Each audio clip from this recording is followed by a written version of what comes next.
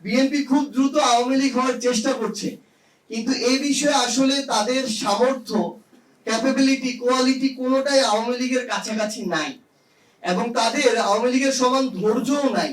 নাহলে 5 বছরের জন্য নির্বাচিত একটা সরকার অন্তত 5 মাস তো অপেক্ষা করবে। যেই বর্তমান পররাষ্ট্রমন্ত্রী এর আগে তারেক রহমানের সাথে বসার বা ডক্টর ইউনূসকে বসিয়ে দেওয়ার উপহার স্বরূপ বর্তমানে পররাষ্ট্র মন্ত্রণালয় পেয়েছেন, তিনি আবার সম্পর্ক স্বাভাবিক করতে গিয়েছেন। তো আমাদের আসলে আশঙ্কা হয়, কারণ তিনি যখন যেখানে গিয়েছেন তিনি দিয়ে এসেছেন, কখনো নিয়ে আসতে পারেন নাই। স্থানীয় সরকারের প্রতিমন্ত্রী, যাকে আমাদের মাননীয় প্রধানমন্ত্রী জনাব তারেক রহমানের বিভিন্ন বিশেষণে বিশেষায়িত করা হয়, তো তিনি তার জায়গা থেকে যখন বলেন যে প্রফেসর ডক্টর মোহাম্মদ ইউনূস লন্ডনে গিয়ে নির্বাচনের যে ট্রফি, জুলাইয়ের যে ট্রফি, সেটা জনাব তারেক রহমানকে দিয়ে নির্বাচনের তারিখ নিয়ে এসেছেন।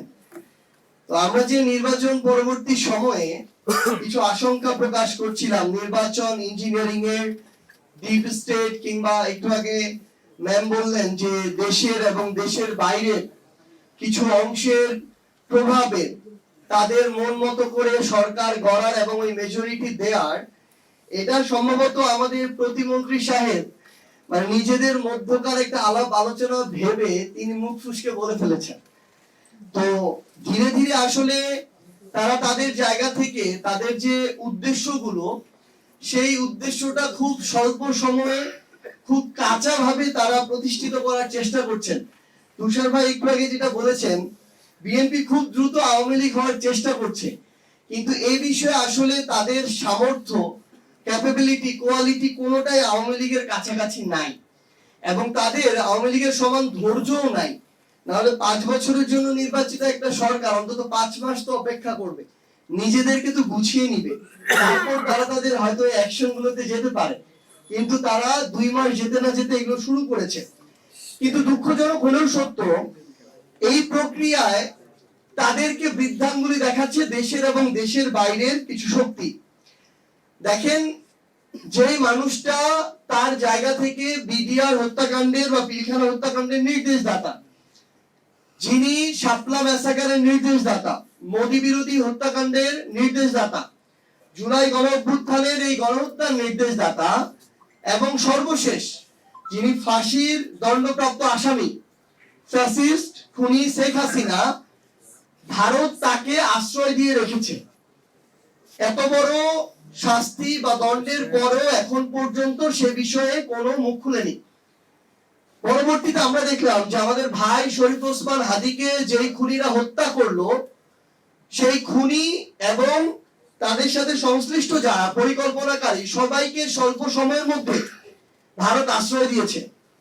দেওয়ার পরে এটা খুব স্বাভাবিকভাবে ভারত চাইলে তখনই তাদের জায়গা থেকে এটা প্রকাশ করতে পারত যে তাদের কাছে আছে, কিন্তু না, এটা করেনি। তারা তাদের জায়গা থেকে একটা উপযুক্ত সময় এবং একটা উপযুক্ত ডিলিংস এর অপেক্ষা থাকলো। আমরা দেখলাম বিএনপি যখন নির্বাচিত হলো সরকার দল হিসেবে, তখন তারা প্রকাশ করলো যে খুনি যারা যারা আমাদের ভাই ওসমান হাদিকে হত্যা করেছে তারা তাদের কাছে আছে, তাদেরকে গ্রেফতার করার একটা নাটক সাজানো হলো। তাদের দেশে একজন মানুষ গিয়েছে খুন করে, সীমান্ত পার হয়ে, তাদের কাছে এই তথ্য নাই, এটা কোনো পাগলও বিশ্বাস করবে না। সেখানে তারা এখন আবার আরেকটা নাটকের তৃতীয় পর্ব শুরু করেছে। ওই অপরাধীদেরকে তারা গ্রেফতার করলো, এরপরে বাংলাদেশের সরকারের সাথে যে কোনো প্রক্রিয়া যত দ্রুত সম্ভব তাকে তো বাংলাদেশের কাছে হস্তান্তর করার কথা। তিনি যে হত্যাকাণ্ড ঘটিয়েছেন এটা বাংলাদেশে, তার তিনি নাগরিক বাংলাদেশে, তার অপরাধ বাংলাদেশে, ঘটনাস্থল সবকিছু বাংলাদেশে, অথচ এখন নাকি সেখানে জিজ্ঞাসাবাদ, রিমান্ড, বিচারিক প্রক্রিয়া শুরু করার একটা নাটক মঞ্চায়ন করা হচ্ছে। এবং আমরা আসলে জানি না যে আবার কিসের বিনিময়ে আমাদের বিএনপি সরকার কি দিয়ে কখন তাকে বাংলাদেশে নিয়ে এসে তার বিচার নিশ্চিত করবেন। এখানে গুরুত্বপূর্ণ একটা বিষয়, আজকে বাংলাদেশের পররাষ্ট্রমন্ত্রী ভারতে গিয়েছেন বাংলাদেশের সাথে ভারতের সম্পর্ক স্বাভাবিক করার উদ্দেশ্যে। খুনি হাসিনাকে আশ্রয় দিয়েছে ভারত, শহীদ ওসমান হাদির হত্যাকারীদেরকে আশ্রয় দিয়েছে ভারত, বিগত 16 বছর বাংলাদেশের উপরে আধিপত্য চালিয়েছে ভারত, বিগত পুরো সময় আওয়ামী লীগকে ব্যবহার করে বাংলাদেশ থেকে নিজের স্বার্থ হাসিলের সকল পায়তারা চালিয়েছে ভারত। সেখানে সম্পর্ক স্বাভাবিকের প্রক্রিয়া কিংবা সেই কার্যক্রম তো তাদের উদ্যোগ নেওয়ার কথা, তাদের আসার কথা ছিল। তা না করে আমরা দেখি যেই বর্তমান পররাষ্ট্রমন্ত্রী এর আগে তারেক রহমানের সাথে বসার বা ডক্টর ইউনূসকে বসিয়ে দেওয়ার উপহার স্বরূপ বর্তমানে পররাষ্ট্র মন্ত্রণালয় পেয়েছেন, তিনি আবার সম্পর্ক স্বাভাবিক করতে গিয়েছেন। তো আমাদের আসলে আশঙ্কা হয়, কারণ তিনি যখন যেখানে গিয়েছেন তিনি দিয়ে এসেছেন, কখনো নিয়ে আসতে পারেন নাই। তো সেই জায়গা থেকে আজকে তিনি যখন গিয়েছেন, তিনি নিয়ে আসার আগে তাকে তার হাতে একটা জিনিস দেয়া হয়েছে কি, আমার এক বাংলাদেশি ভাইয়ের লাশ।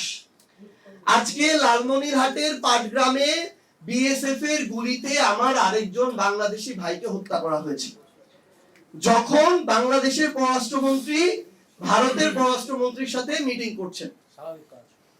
তো এভাবে হচ্ছে সম্পর্ক আমাদের স্বাভাবিক হবে।